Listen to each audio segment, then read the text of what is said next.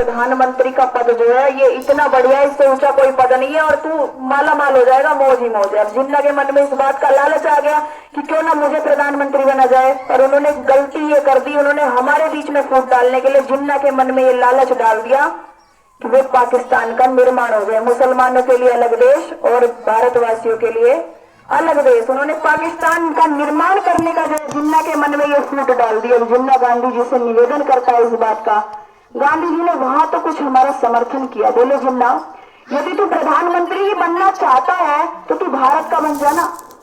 भारत का प्रधानमंत्री बन जा। अब उसे तो बस प्रधानमंत्री बनना था, चाहे पाकिस्तान का बना दो चाहे भारत का बना दो, कहीं कोई फूट का कोई विषय तो नहीं था, कोई विभाजन भी नहीं हो रहा था हमारे देशों का।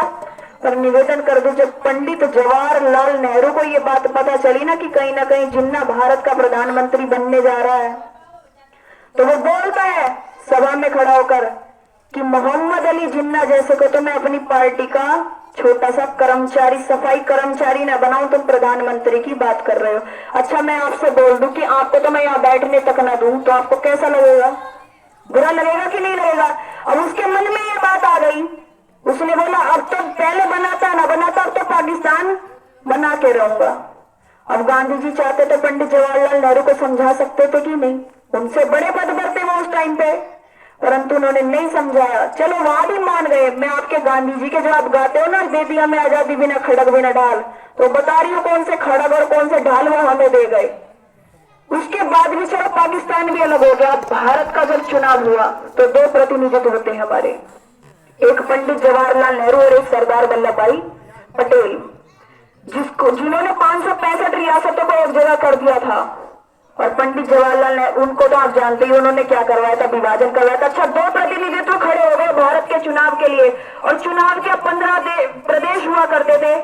उसमें से 13 का जो मत गया वो हमारे सरदार वल्लभ भाई पटेल पे गया, 2 रह गए केवल पंडित जवाहरलाल नेहरू के पास। अब यहाँ भी पक्ष किया गांधी जी ने, ये देखो ये समर्थन किया उन्होंने, यहाँ भी गांधी जी ने पक्ष किया और सरदार वल्लभ भाई पटेल को पत्र लिखते हैं कि तुम मेरी सारी बातें मानते हो और मुझे उम्मीद है अब भी तुम मेरी बात